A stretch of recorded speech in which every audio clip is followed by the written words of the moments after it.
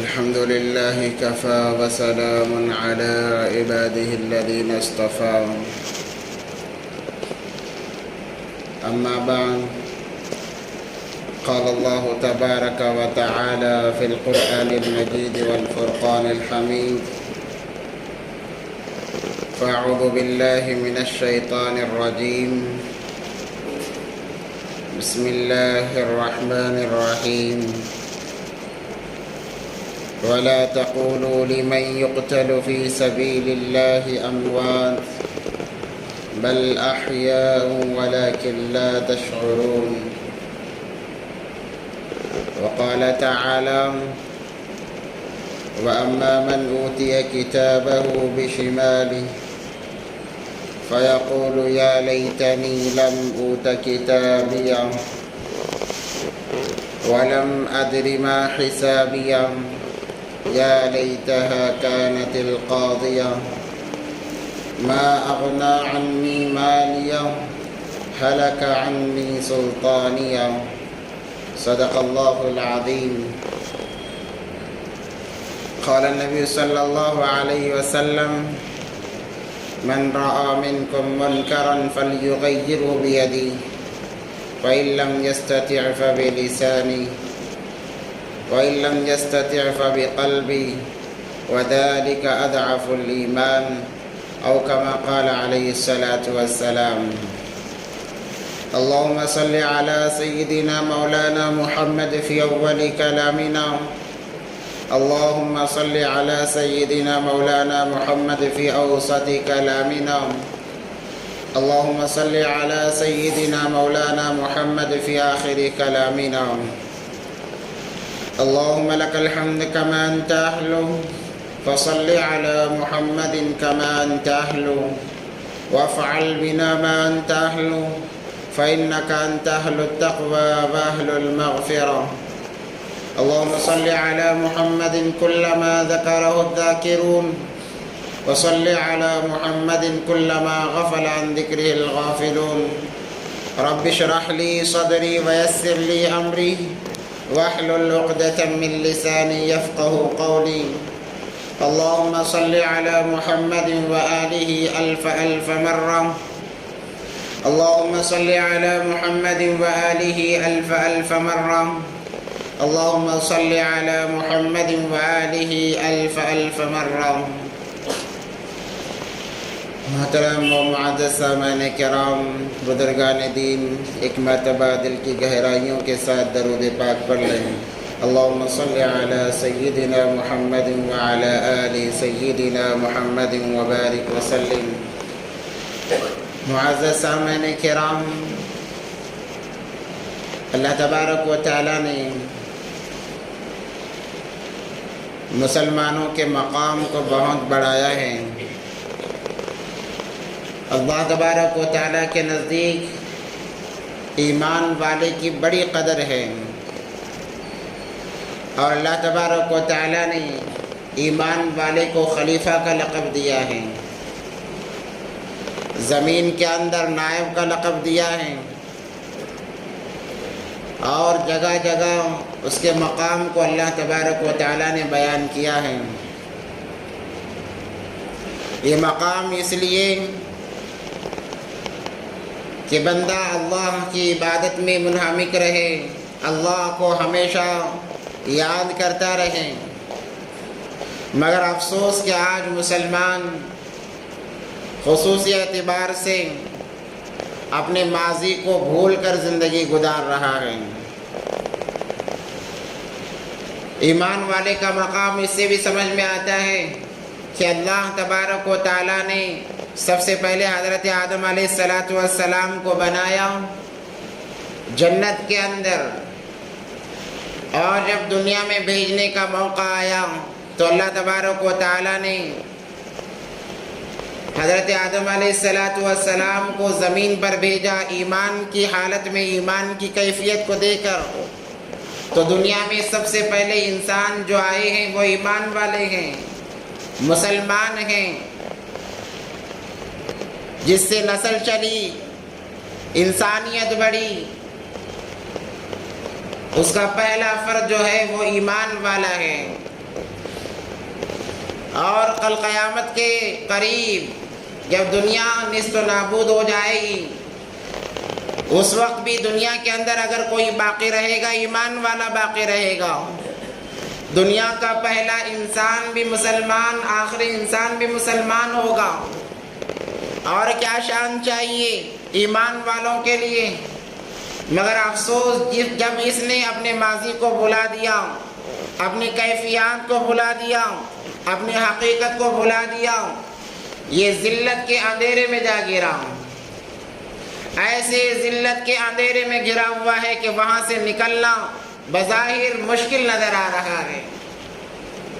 آج جو خصوصی اعتبار سے مسلمانوں کے حالات ہیں، یاد رکھیں قوم کی بربادی، اگر کسی قوم کو برباد کرنا ہے تو بس اس کے لیے لڑائی جھگڑا کرنے کی ضرورت نہیں، بلکہ ان کے اکابرین کی زندگیاں ان سے بھلا دی جائیں، اس قوم کی بربادی کے لیے کافی ہے۔ قوم جب جب اپنے اکابرین کی قربانیوں کو بھول گئی، اپنے ماضی یعنی پاسٹ کو بھول گئی، وہ قوم برباد ہوتی چلی گئی ہے، وہ قوم کبھی آباد نہیں ہو سکتی۔ ہم نے اپنے مقام، اپنے ماضی، اپنے اکابرین کے ماضی کو بھلا دیا، ہم اپنی حیثیت کھو بیٹھے ہیں۔ آج جگہ جگہ سے ہمیں بھگانے کی سازشیں رچائی جا رہی ہیں، سازشیں کی جا رہی ہیں، ہمیں ہر جگہ استعمال کیا جا رہا ہے اور مسلمان استعمال ہو رہا ہے، ورنہ مسلمان وہ نہیں کہ کہیں سے آوازیں آئیں یہ دم دبا کر بھاگنے پر کھڑا ہو جائیں۔ مسلمانوں کی شان یہ تھی کہ اللہ تبارک و تعالیٰ نے قرآن میں فرمایا وَإِذْ قَالَ رَبُّكَ لِلْمَلَائِكَةِ إِنِّي جَاعِلٌ فِي الْأَرْضِ خَلِيفَةً، اے فرشتو جانتے ہو جس مخلوق کو میں بنانے والا ہوں اس کا مقام جانتے ہو، وہ کون ہے جانتے ہو؟ اللہ تبارک و تعالیٰ نے کہا کہ وہ میرا خلیفہ رہے گا زمین میں، وہ میرا نائب رہے گا زمین میں، اور خلافت ملی ہے ایمان والوں کو، خلافت ملی ہے مسلمانوں کو جب تک وہ اللہ کے احکام کے پابند رہے، یہ خلیفہ بنے رہے، یہ مالک بنے رہے۔ جب انہوں نے اپنے آپ کو اللہ کے احکامات سے توڑا، اللہ کے احکامات سے اپنے آپ کو الگ کیا، تب سے یہ ذلت ان کے مقدر ہوتی چلی گئی ہے۔ مسلمانوں کا مقام تو بہت بڑا تھا، اپنی اصلیت کو پہچاننے کی ضرورت ہے، آنکھیں کھولنے کی ضرورت ہے۔ کب تک ہم سوئیں گے؟ اب تک جتنا سو لیے بہت سو لیے، اب اس کے بعد بھی اگر سوئیں گے آنکھیں قبروں میں کھلیں گی، آنکھیں قبروں میں کھلیں گی۔ سازشیں ایسی رچائی جا رہی ہیں، تیاریاں اتنی کی جا رہی ہیں نیست و نابود کرنے کی، صفحہ ہستی سے مٹانے کی۔ اگر اب بھی ہم سوتے رہے تو میرے بھائیوں ہم پر بہت برا وقت آنے والا ہے۔ اسی لیے اپنے اکابرین کے ماضی کو ہم یاد رکھیں، اپنی تاریخ ہمیں یاد ہونا ضروری ہے۔ آج ہم ہر چیز میں پیچھے ہیں، یہاں تک کہ ہم اپنے دین سے اتنا دور ہوتے چلے گئے، ہم سے زیادہ ہمارے دین کے بارے میں غیروں کو معلوم ہے۔ اگر آج سرے بازار میں کوئی غیر ہمیں پکڑ کر ایک سورہ تجوید کے ساتھ پڑھنے کو کہہ دے، ہم ناکام ہو جائیں گے۔ غیروں کو کئی کئی سورتیں یاد ہیں۔ قرآن ہمارا ہمارے نبی پاک صلی اللہ علیہ وسلم پر نازل ہوا، مگر ہم ہی اسے اتنا دور ہو گئے کہ ہمارا کوئی تعلق قرآن پاک سے نہیں، دین سے ہمارا کوئی تعلق نہیں ہے۔ مگر انہیں پتہ ہے کہ اگر ان کو زیر کرنا ہے، کمزور کرنا ہے، انہی کے راستے سے جانا پڑے گا۔ انہوں نے تحقیق شروع کی، انہوں نے پڑھنا شروع کیا، پڑھتے پڑھتے وہ ہم سے اتنا آگے نکل گئے کہ وہ ہم پر فوقیت حاصل کرنے لگے، جانکاری کے اعتبار سے، معلومات کے اعتبار سے۔ آج ہم صرف جمعے کے نمازی بن کے رہ گئے، وہ بھی وہ نمازی اگر جمعے میں کسی کو کھڑا کر دیا جائے اور فرائض پوچھے جائیں غسل کے، الا ماشاء اللہ کسی کو پتہ نہیں ہوں گے، چند لوگوں کے۔ اگر سنتیں معلوم کی جائیں اللہ ماشاء اللہ چند لوگوں کے کسی کو پتہ نہیں ہوگا. جائیں ان کے پاس اگر تحقیق کرنی ہے. وہ تحقیقات میں کتنے آگے بڑھ گئے ہیں, جا کر ملاقات کر کے دیکھیں. یہ ہم اپنے ماضی کو بھلانے کی وجہ سے ہے کہ انسان اپنے حقیقت کو بھولتا چلا جا رہا ہے. اسی لیے جب 15 اگست آتا ہے, اسی لیے میں کہہ رہا ہوں کہ عنقریب ابھی 15 اگست آنے والا ہے, جو اس ملک کی آزادی کا دن ہے. اس ملک کی آزادی کا دن ہے. ہم نے کسی تاریخ کو یاد نہیں رکھا ہے, کسی کی قربانیوں کو ہم نے یاد نہیں رکھا ہے.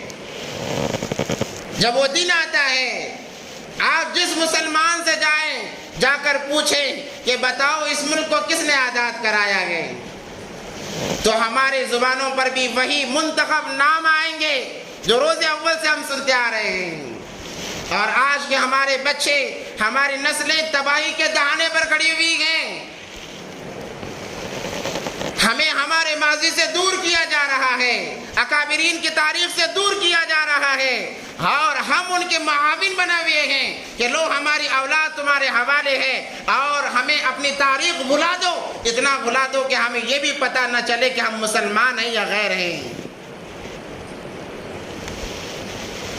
اسکولوں میں جائیں یا اپنے گھر میں جو بچے پڑھ رہے ہیں اسکولوں میں جا کر ان سے پوچھیں اس ملک کو آزادی دلانے کے لیے کس نے قربانی دی ہے.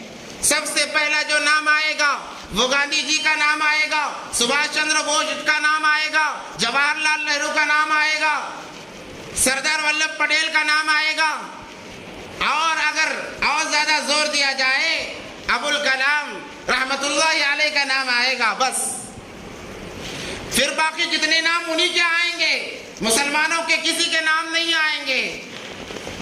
کیا اس ملک کو آزادی دلانے کے لیے صرف انہی لوگوں نے قربانی دی ہے؟ کیا اس ملک کو انہی لوگوں نے آزاد کرایا ہے؟ اس ملک کو آزادی دلانے کے جہاں انہوں نے سپنے بھی نہیں دیکھے تھے, اس سے پہلے سے لے کر آخر تک ہمارے اکابرین علماء کرام نے قربانی دی ہے. اور آج ہمیں پتہ ہی نہیں ہے. جب انگریز آیا تجارت کے نام سے, تجارت کے غرض سے انگریز آیا 1601 عیسوی میں, یہ کہتا ہوا کہ ہم تجارت کریں گے. اصل مقصد تجارت کرنا نہیں تھا, کیونکہ اس ملک کو سونے کی چڑیا کہا جاتا تھا. اسے پتا تھا یہاں خزانوں کے انبار ہیں, خزانوں کے انبار ہیں. تو وہ آیا تجارت کے نام سے.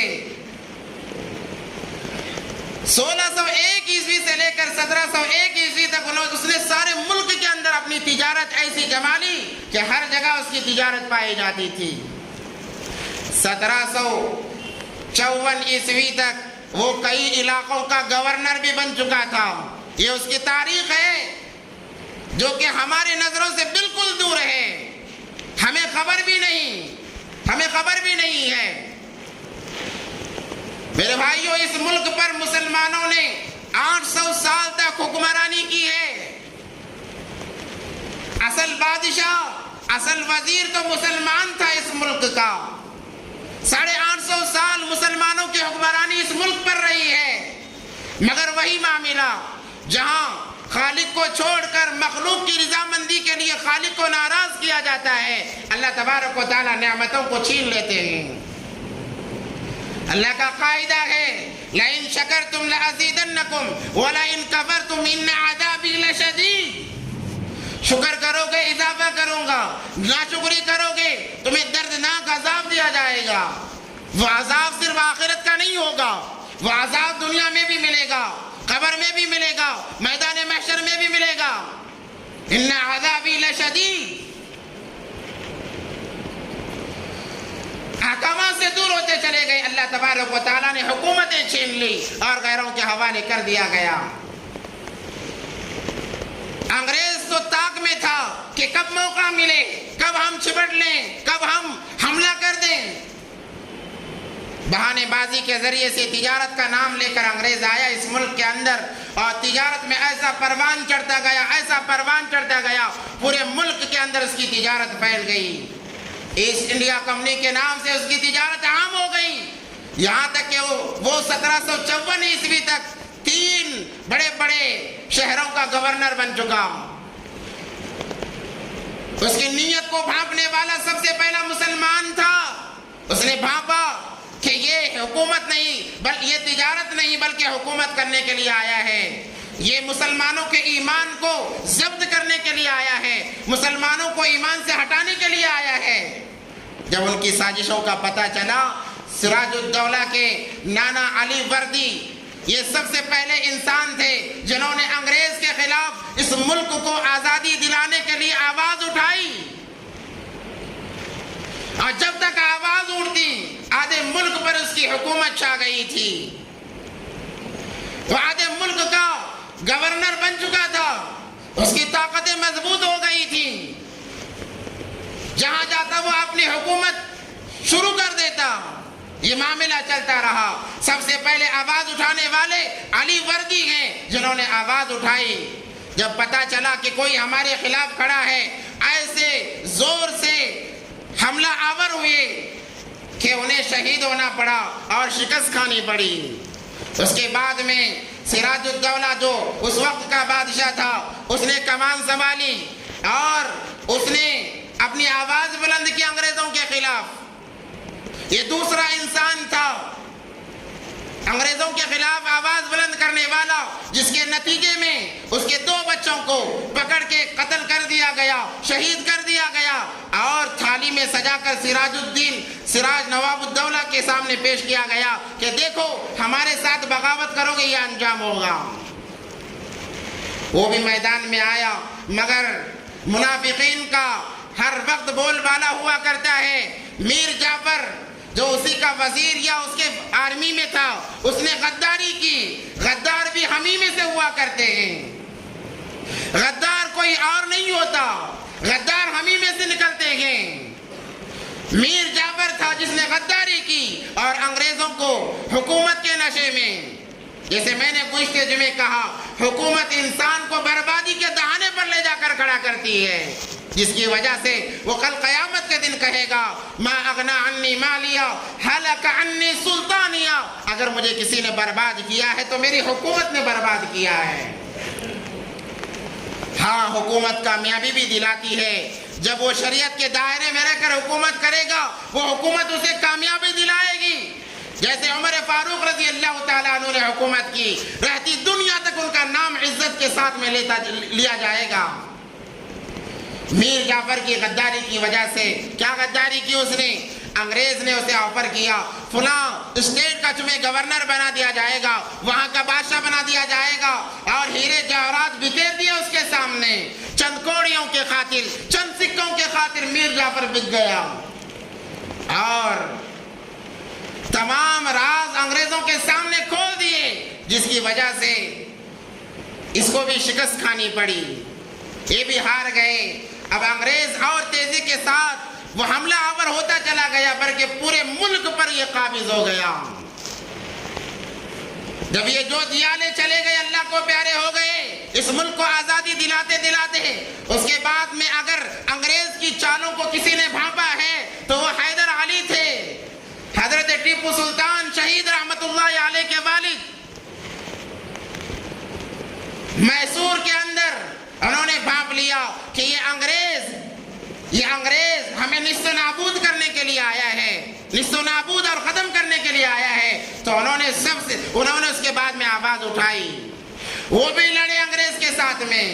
بالآخر وہ بھی اللہ کو پیارے ہو گئے, وہ بھی شہید ہو گئے, انہیں بھی چند جنگوں میں انہیں کامیابی نصیب ہوئی. اس کے بعد وہ بھی شکست کھا گئے. اس کے بعد مورچہ سنبھالنے والے ان کے بیٹے حضرت ٹیپو سلطان شہید رحمت اللہ علیہ تھے. 19 یا 20 سال کی عمر میں انہوں نے سب سے پہلے انگریزوں کے خلاف جنگ لڑی ہے.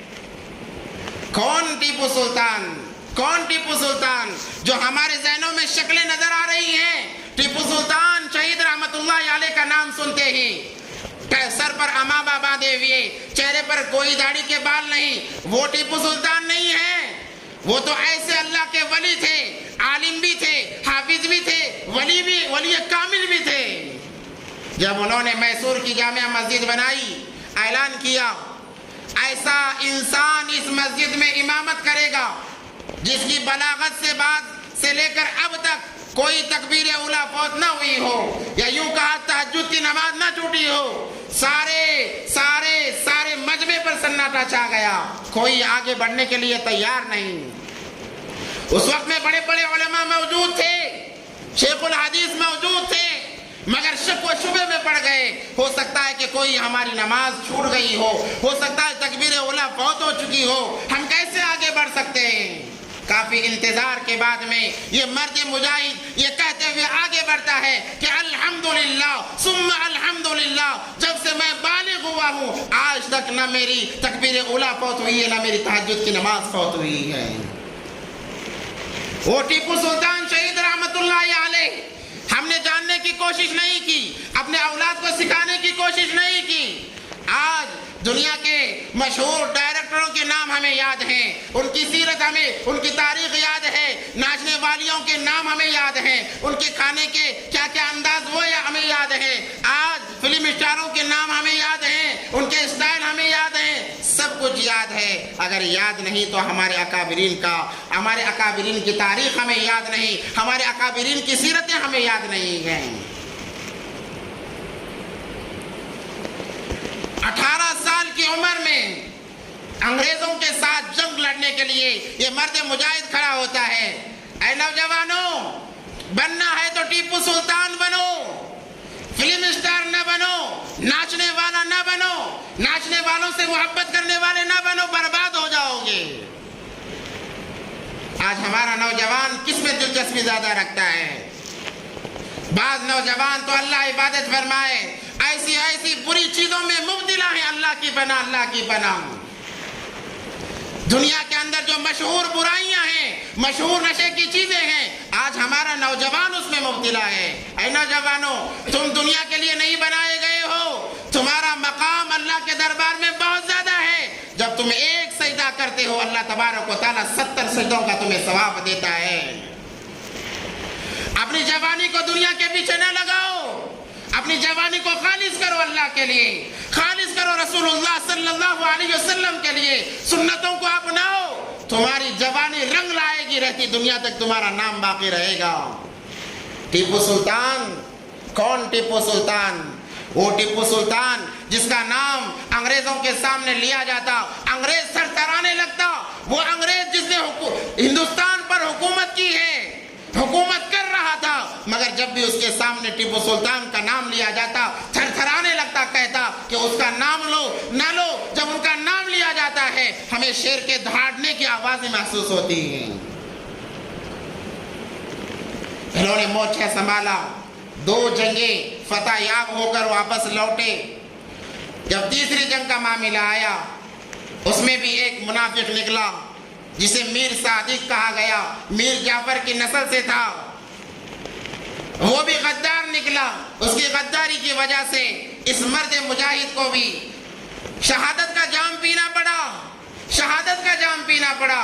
کوئی پرواہ نہیں، وہ تو شہید ہو کے جی گئے۔ جو اللہ کے نام پر، دین کے نام پر مرتا ہے، اسے شہادت کا لقب ملتا ہے، اسے شہید کہا جاتا ہے۔ شہید کے بارے میں قرآن کہتا ہے وَلَا تَقُولُوا لِمَنْ يُقْتَلُ فِي سَبِيلِ اللَّهِ أَمْوَاتٌ بَلْ أَحْيَاءٌ وَلَكِنْ لَا تَشْعُرُونَ۔ جو اللہ کے نام پر مر گیا، اللہ کے نام کے لیے جس نے اپنی جان گنوا دی، اسے مردہ نہ کہو، وہ تو زندہ ہے اللہ کے دربار میں۔ وہ مر کے جی گئے اور ہم جیتے جیتے مر رہے ہیں۔ کیوں؟ ہمارا تعلق کٹا دین سے، ہمارا تعلق کٹا قرآن سے، ہمارا تعلق کٹا سنت رسول اللہ صلی اللہ علیہ وسلم سے۔ بظاہر جی رہے ہیں، حقیقت میں ہم مر گئے ہیں۔ میر صادق کی غداری کی وجہ سے ٹیپو سلطان رحمت اللہ علیہ کو شہادت کا جام پینا پڑا۔ اس سے پہلے ان کے سامنے انگریز نے آفر رکھا کہ تم لڑائی چھوڑ دو، ہم آدھا ملک تمہارے حوالے کریں گے، اتنے اشرفیاں یا دینار جو بھی اس وقت میں چلتے ہوں گے وہ تمہارے حوالے کریں گے، آپ لڑنا چھوڑ دو۔ انہوں نے کہا کہ میری جان چلی جائے، تمہارے مال پر میں تھوکنا بھی پسند نہیں کرتا، تمہاری حکومتوں پر تھوکنا بھی پسند نہیں کرتا۔ انہیں کا مقولہ تھا گیدڑ کی 100 سالہ زندگی سے شیر کے 1 دن کی زندگی بہتر ہے۔ یہ حضرت ٹیپو سلطان شہید رحمت اللہ علیہ کا قول ہے، اور ویسے جی کر بتایا انہوں نے، ویسے جی کر بتایا۔ جب ان کے سر میں کئی گولیاں لگی، زمین پر گر گئے، معلوم ہو چکا کہ یہ شہید ہو چکے ہیں، اس کے باوجود فجر سے لے کر ظہر تک کسی کی ہمت نہیں ہوئی قریب جانے کی۔ ہر کوئی ڈرتا تھا جانے سے، ہو سکتا ہے کہ ابھی اٹھ کر مار دیں۔ الغرض ظہر کے بعد میں چند سپاہی گئے اور جا کر جو ان کی تلوار تھی اس تلوار کو ہاتھ لگانے کی کوشش کرنے لگے۔ ویسی حالت میں بھی اٹھ کر 2 انگریزوں کو انہوں نے جہنم رسید کر دیا۔ یہ ٹیپو سلطان شہید رحمت اللہ علیہ ہیں۔ وقت نہیں ہے تاریخ بیان کرنے کا، وقت نہیں ہے، ورنہ بیان کرتا میں حضرت ٹیپو سلطان شہید رحمت اللہ علیہ کی تاریخ کو۔ اس کے بعد انگریز خاموش نہیں بیٹھا، یہ پھر ایمان پر حملہ کرنا اس نے شروع کیا۔ تو اس کے بعد میں اگر کسی نے آواز اٹھائی، اب ہم ان لوگوں سے پوچھتے ہیں جو کہتے ہیں کہ مسلمان یہاں کرایہ دار ہیں، ارے اب بتاؤ کرایہ دار تم ہو یا ہم ہیں؟ روز اول سے لے کر اس ملک کو آزادی دلانے کے لیے علماء کرام شہید ہو رہے ہیں، ٹیپو سلطان جیسے مجاہد شہید ہو رہے ہیں۔ اس وقت میں گاندھی جی نہیں تھے، اس وقت میں جواہر لال نہرو نہیں تھے، سبھاش چندر بوس نہیں تھے۔ جب ٹیپو سلطان شہید رحمت اللہ علیہ کا انتقال ہوا، شہادت کا جام انہوں نے پی لیا، شاہ عبدالعزیز دہلوی رحمت اللہ علیہ نے آواز اٹھائی۔ شاہ ولی اللہ محدث دہلوی رحمت اللہ علیہ کے صدقے میں یہ مرد مجاہد کھڑا ہوا، انہوں نے آواز بلند کی۔ وہ بھی اسی فکر کے اندر دنیا سے رحلت فرما گئے، چلے گئے، اللہ کو پیارے ہو گئے۔ اس کے بعد شاہ اسماعیل شہید رحمت اللہ علیہ کھڑے ہو گئے، شاہ احمد شہید رحمت اللہ علیہ کھڑے ہوئے۔ یہ علماء کرام ہی تھے جو اس ملک کو آزادی دلانے کے لیے ایک کے بعد دیگرے میدان کے اندر آ رہے تھے۔ اس وقت میں جن لوگوں کا آج نام لیا جاتا ہے ان میں سے کوئی نہیں تھا۔ پورے 200 سال تک اس ملک کو آزادی دلانے کے لیے مسلمان علماء کرام نے شہادت کے جام پیے ہیں۔ ایک لڑائی کے اندر 50 ہزار علماء کرام، صرف علماء کرام شامل ہوتے، عوام کی تعداد پتہ نہیں، اور صرف مسلمان ہوتے۔ اور یہ آج کہتے ہیں کہ یہ ملک ہمارا ہے، تمہارا نہیں۔ ارے تاریخ اٹھا کر دیکھو، ہم تاریخ کو بھول گئے جس کی وجہ سے وہ فائدہ اٹھا رہے ہیں۔ اگر کاش ایسا ہوتا کہ ہماری اولاد ان تاریخ کو پڑھتی، ہم خود اس تاریخ کو پڑھتے اور منہ توڑ ان کا جواب دیتے، ان کی زبانیں بند ہو جاتی، ان کی زبانیں بند ہو جاتی۔ سیکولرزم کو انہوں نے ختم کر دیا، بھائی چارگی کو انہوں نے ختم کر دیا، اور ایسا ظلم ڈھایا جا رہا ہے، اللہ کی پناہ، اللہ کی پناہ۔ یہ ملک گویا کہ ان کے باپ کی جاگیر ہے، تمام کا یہ ملک ہے، کسی ایک کی جاگیر نہیں ہے۔ ہمارے نقص کی وجہ سے، ہماری خرابی کی وجہ سے، ہماری کمزوری کی وجہ سے۔ ہریانہ کا واقعہ اٹھا لیں، آپ تمام واقف ہیں اس سے۔ 200 مسلمانوں کے مکانات کو ڈھایا گیا، کہتے ہیں کہ یہ ان کے پیپر، ان کے کاغذات صحیح نہیں ہیں۔ ارے اتنے سال سے وہاں پر وہ آباد تھے، ان کے کاغذات میں کوئی کمی نہیں آئی، کوئی کمی نظر نہیں آئی۔ جب انہوں نے اپنے آپ پر ہونے والے ظلم کے خلاف آواز اٹھائی، ان کے گھروں کو تم نے برباد کر دیا، اب کہہ رہے ہو کہ ان کے کاغذات صحیح نہیں ہیں۔ اس سے پہلے تمہاری آنکھیں کہاں چلی گئی تھی؟ تمہیں کیا ہو گیا تھا؟ تمہیں نظر نہیں آیا اس وقت میں؟ سالوں سے وہ آباد تھے۔ اور ایک کانسٹیبل ٹرین میں چڑھتا ہے، نام پوچھ کر حملہ کر رہا ہے، کوئی پوچھنے والا نہیں ہے۔ جب اسے گرفتار کیا گیا، گرفتار کرنے والے کہتے ہیں اس کا ذہنی توازن خراب ہے۔ اچھا، کیا یہ ذہنی توازن صرف انہی کا خراب ہو سکتا ہے، مسلمانوں کا خراب نہیں ہو سکتا؟ اگر بالفرض مان لیں اگر یہ کام کسی مسلمان کانسٹیبل نے کیا ہوتا، اس کے سارے خاندان کو دہشت گرد سمجھ کر جیل کی ہوا کھانی پڑتی۔ آج ان کے گھر والے آباد پھر رہے ہیں، پوچھنے والا نہیں ہے۔ کیوں؟ کیا یہ صرف ملک تمہارا ہے؟ اگر دوبارہ اس ملک کے اندر امن و شانتی ہمیں قائم کرنا ہے تو ہمیں سب سے پہلے ایک ہونا پڑے گا، بٹواروں کو چھوڑ کر ہمیں ایک ہونا پڑے گا، دوبارہ ہمیں شریعت محمدی صلی اللہ علیہ وسلم پر آنا پڑے گا۔ 25 کروڑ یا 30 کروڑ مسلمان ہیں، وہ ہم کو اقلیت میں شمار کرتے ہیں، ہم مل جائیں وہ ہمیں دیکھ کر ڈر جائیں گے، گھبرا جائیں گے۔ کیا کرنا ہے؟ کچھ کرنے کی ضرورت نہیں، بس ہمیں شریعت کو اپنانے کی ضرورت ہے، شریعت کو اپنانے کی ضرورت ہے۔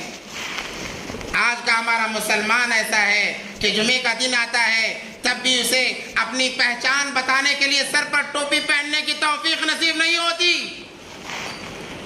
بہت لوگوں کو برا لگ رہا ہوگا، کوئی فرق نہیں پڑتا، برا لگے جن کو برا لگنا ہے۔ یہ حقیقت ہے ہمارے ایمان کی، یہ حقیقت ہے ہمارے ایمان کی۔ اگر آج 25 کروڑ مسلمان اپنی اپنی جگہ پر سر پہ ٹوپی پہن کر سنت کے لباس میں نکل جائیں، وہ ڈر کر کانپنے لگیں گے، ڈر کر کانپنے لگیں گے۔ ارے کم سے کم ٹوپی تو پہن لیں تاکہ ہماری شان ظاہر ہو جائے کہ ہم مسلمان ہیں۔ جب وہ اپنی شان کو چھوڑنے کے لیے تیار نہیں، اپنی پہچان کو چھپانے کے لیے تیار نہیں، ارے حد تو یہ ہو گئی کہ وہ اپنی پہچان ہی سے مسلمانوں کو ڈرایا کرتے ہیں۔ اور اب خبریں آ رہی ہیں کہ کئی گاؤں کے پنچایتوں نے یہ اعلان کرایا ہے، اگر کہ انہوں نے اس کے بعد میں رجوع کر لیا، وہ اپنے بیان کو واپس لے لیا، اعلان کرایا جا رہا ہے اگر کسی دکان کے اندر مسلمان کام کرتا ہے اس کو نکال دیا جائے، اور مہلت دی جا رہی ہے، اس مہلت کے اندر نکالا نہیں جائے گا تو تمہارا بائیکاٹ کیا جائے گا۔ اور مسلمان سو رہا ہے۔ اب ہم سوچتے ہیں کہ ہم کریں تو کیا کریں، ہمیں کچھ کرنا نہیں ہے بلکہ ہمیں دیندار بن کے بتانا ہے، ہمیں شریعت محمدی صلی اللہ علیہ وسلم کو اپنانا ہے، یہی ہمارے لیے ہتھیار ہے، ہتھیار ہے، یاد رکھیں۔ 850 سال حکومت یوں ہی نہیں ہوئی ہے، وہ اللہ کے جیالے تھے، اللہ کے لاڈلے تھے، پیارے تھے، بادشاہ ہونے کے باوجود کبھی ان کی نمازیں قضا نہیں ہوتی تھی، ان کی حکومتیں نماز میں کبھی آڑ نہیں آتی، ان کی حکومتیں قرآن کی تلاوت کے لیے کبھی آڑ نہیں آتی، ان کی حکومتیں سنتوں کو زندہ کرنے کے لیے کبھی آڑ نہیں آتی۔ آج ہمیں ذرا سا عہدہ مل جائے، ہم سے بڑا کوئی نہیں، ہم کہتے ہیں ہم ہی سب سے بڑے ہیں، ہم ہی سب سے بڑے۔ اگر موقع ملے فرعون کا دعویٰ کرنے کے لیے پیچھے نہیں ہٹتے۔ فرعون نے جیسے دعویٰ کیا انا ربکم الاعلی، میں تو سب سے بڑا خدا ہوں، آج ہمیں ذری سی حکومت مل جائے یہ دعویٰ کرنے کے لیے بھی ہم پیچھے نہیں ہٹتے۔ نماز چھوڑنا گویا اس وقت میں فیشن بن جاتا ہے، نماز چھوڑنا، سنتوں کو چھوڑنا فیشن بن جائے گا ذرا سی حکومتیں ہمیں مل جائیں۔ تو میرے بھائیو، آج ہمیں اپنے پہچان کو ظاہر کرانے کی ضرورت ہے، تبھی ہم اس ملک کے اندر چین سے جی سکیں گے۔ کتنی مساجد کو اجاڑا گیا، ہر بڑی مساجد کہتے ہیں کہ ہمارا مندر تھا۔ ارے اتنے سالوں سے تمہیں کیا ہو گیا تھا؟ تمہیں مندر نظر نہیں آیا؟ آج تم کہتے ہو کہ فلاں بھی ہمارا مندر، فلاں بھی ہمارا مندر ہے۔ یہ ہماری غفلت کا نتیجہ ہے۔ اس لیے اپنے ماضی کو یاد رکھیں، ہمارے اکابرین نے جو اس ملک کو آزادی دلانے کے لیے جو محنتیں اور کوششیں کی ہیں وہ سامنے رکھیں۔ جس کی انگریز کے ساتھ جب ہمارے علماء کرام سب آرائی کرنے لگے، لڑنے لگے، انہوں نے ایک مشورہ کیا۔ کیا مشورہ کیا؟ کہ ایک کے بعد دیگر ہر کوئی اٹھ رہا ہے، ہمارے خلاف آواز اٹھا رہا ہے، اگر اس کا خاتمہ کرنا ہے تو ہمیں کیا کرنا چاہیے؟ انہوں نے مشورہ کیا، میٹنگ کی لندن کے اندر۔ اس میٹنگ کے اندر ایک بات طے ہو گئی کہ اگر ان کو دبانا ہے 2 چیزیں کرنا پڑے گا، ایک تو قرآن کو ختم کرنا پڑے گا، دوسرا علماء کو ختم کرنا پڑے گا۔ اور آج بھی وہی حربہ ہے، آج وہی حربہ ہے۔ ایک آدھ چیزیں اس کے اندر اور زیادہ شامل ہو گئی کہ قرآن کو ختم کرو۔ کیسے؟ قرآن کی تعلیم دلانے سے ان کی اولاد کو بچائے رکھو، ایسا مصروف کرو کہ ان کے بچے قرآن پڑھنے نہ جائیں، پہلا حربہ۔ دوسرا، انہیں علماء سے کاٹ دیا جائے، علماء سے ان کے تعلق کو کاٹ دو، ان کے تعلقات ختم کر دو، کسی معاملے میں وہ ان کے علماء کے پاس نہ جانے پائیں۔ یہ دوسرا حربہ۔ اور تیسرا حربہ ان کے اندر اختلاف پیدا کرو کہ فلاں سنی ہے، فلاں شیعہ ہے، فلاں اہل حدیث ہے، فلاں بریلوی ہے، یہ اختلافات پیدا کرو. یہ آج کا حربہ بتا رہا ہوں. اس وقت انہوں نے وہ میٹنگ کی، کہا قرآن کو ختم کیا جائے، قرآن والوں کو ختم کیا جائے. قرآن بھی اللہ کا، قرآن والے بھی اللہ کے. کہا کہ ان کو ختم کرو، باقی تمام چیزیں قابو میں آ جائیں گی. انہوں نے اس مشن پہ کام کیا 100 سال تک مسلمانوں پر ایسا ظلم ہوتا گیا، ایسا ظلم ہوتا گیا. اللہ اکبر کبیرہ. علماء کرام کو لایا جاتا، پھانسی کے پھندے پر لٹکایا جاتا، علماء کرام کو ننگا کر کے آگ میں جلا دیا جاتا، سوروں کی چربی میں ڈال کر گولے بارود کے سامنے اڑا دیا جاتا. 3 لاکھ قرآن کریم کے نسخے جلائے گئے، ہزاروں بلکہ لاکھوں علماء کرام کو شہید کیا گیا. ایک فتویٰ شاہ اسماعیل شہید رحمت اللہ علیہ کا کہ اب انگریز کے ساتھ جنگ کرنا فرض ہے، وہ فتوے سے ان کے دلوں میں ایسی ہلچل اور ایسی گھبراہٹ پیدا ہو گئی. کہتے ہر کوئی کہتا کہ اس فتوے کے خلاف فتویٰ تم دو، تمہیں چھوڑ دیا جائے گا، تمہیں چھوڑ دیا جائے گا. علماء کرام کو شہید کر دیا گیا، ہزاروں علماء کرام کو پھانسی کے پھندوں پر لٹکایا گیا. دلی کے چاندنی چوک سے لے کر لاہور کے جامعہ مسجد تک جتنے درخت آزو باز ہوتے، ہر درخت پر کئی علماء کرام کی لاشیں لٹکائی گئی اس ملک کی آزادی کے لیے. شیخ الہند رحمت اللہ علیہ مالٹا کی جیل کے اندر گئے. حسین احمد مدنی رحمت اللہ علیہ مالٹا کی جیل کے اندر کالا پانی کی سزا جسے کہا جاتا ہے. یہ تمام پریشانیاں صرف علماء کرام کے ساتھ میں آئی ہیں. جب شیخ الہند رحمت اللہ علیہ کو رہا کیا گیا، حسین احمد مدنی رحمت اللہ علیہ آئے، ان کے استقبال کے لیے پورا ملک امنڈ آیا اور بہت سارے حالات آئے، وہ وقت نہیں ہے بیان کرنے کا. اس کے بعد میں تب جا کر لوگوں نے مشورہ کیا، علماء نے مشورہ کیا کہ ایک طبقہ اس لڑائی کو جیت نہیں سکتا، کیا کیا جائے؟ تمام طبقات کو جوڑا جائے، تمام طبقات کو جوڑا جائے. حسین احمد مدنی رحمت اللہ علیہ کے استقبال میں گاندھی جی بھی آئے ہوئے تھے اور گاندھی جی کو چاہنے والے دلت قوم بہت زیادہ تعداد میں آباد تھی. کہا کہ ان کو لیا جائے. وہاں پر مشورہ ہوا، ہر طبقے سے ایک فرد کو لیا گیا اور کہا گیا کہ اپنے اپنے برادری میں اس بات کو چلایا جائے کہ جب وقت پڑے ہر ایک کو میدان میں آنا ہے. تب جا کر تمام اقوام متحد ہوئی، تب جا کر 1947 کی جو جنگ لڑی گئی کامیابی ملی ہے. اس سے پہلے 200 سال تک صرف لڑنے والے اکیلے مسلمان تھے، کوئی اور برادری اس میں شامل نہیں تھی. جب جنگ آزاد ہو گئی، ملک آزاد ہو گیا، اب جب انعام لینے کا موقع آیا، تمام اکابرین چلے گئے، کہنے لگے ہم نے جنگ اس لیے لڑی تاکہ اللہ کو راضی کرے، اللہ کے بندوں کو ہم آزادی دلا سکے، ہمیں انعام لینے کا کوئی شوق نہیں ہے. گاندھی جی کو مہاتما کا نام دینے والے یہ علماء کرام ہیں، ان کا تعارف کرانے والے یہ علماء کرام ہیں، علماء دیوبند ہیں، جنہوں نے گاندھی جی کا تعارف کرایا اور انہیں مہاتما کا لقب دیا گیا. اور آج ہم ہی سے کہا جا رہا ہے، ہندوستانی ہونے کی دلیل مانگی جا رہی ہے. میرے بھائیو، اصل ہمیں تاریخ یاد نہیں ہے، جس کی وجہ سے ہم ان کے ہاں میں ہاں ملا لیتے ہیں. جس جگہ جاؤ بس مخصوص لوگوں کی تعریفیں اور اکابرین علماء کرام کی کوئی تاریخ نہیں، بلکہ ان کی تاریخ کو مٹانے کی پرزور کوششیں کی جا رہی. یہاں تک کہ بچا کچا ایک نام تھا ٹیپو سلطان شہید رحمت اللہ علیہ کا کتابوں میں، جس کی وجہ سے ہمارے اولاد، ہمارے بچے ان کے نام کو پڑھ سکتے، آج انہیں بھی نکال دیا گیا. اس لیے اس قوم کی بربادی کے لیے یہی کافی ہے کہ اس قوم کو اس کے ماضی سے بھلا دیا جائے، یعنی ان کے اکابرین کی قربانیاں بھلا دی جائیں. جب وہ قوم اپنے اکابرین کی قربانیاں بھول جائے گی، وہ قوم برباد ہو جائے گی. اس لیے آج ہمیں ضرورت اس بات کی ہے ہم اپنے اکابرین کی قربانیوں کو دہرائیں، اپنے بچوں کے سامنے ٹیپو سلطان جیسے اور بادشاہوں کی، اورنگزیب رحمت اللہ علیہ کی اور اکابرین کی ہم تاریخ دہرائیں، ان کے واقعات ہمارے اولاد کو سنائیں تاکہ انہیں بھی پتہ چلے مرد مجاہد صرف مسلمانوں میں ہوا کرتے ہیں. ورنہ ایک وقت ایسا آئے گا کہ جب ان اکابرین کا نام لیا جائے گا ان کے خلاف آواز اٹھانے والے کوئی دوسرے نہیں ہوں گے، بلکہ ہماری اولاد جو کلمہ پڑھتے پڑھتے پیدا ہوئی ہے وہی اولاد ان کے خلاف آوازیں اٹھائیں گی۔ اس لیے ضرورت ہے اپنی تاریخ کو یاد کرنے کی، اور سب سے زیادہ ضرورت ہے اپنے آپ کو مسلمان بتانے کی۔ ہم ٹھان لیں ہم جہاں پر بھی انشاءاللہ رہیں گے اپنی پہچان کو نہیں چھپائیں گے، چاہے اس کے لیے جو چیز داؤ پر لگانی پڑے لگا لیں۔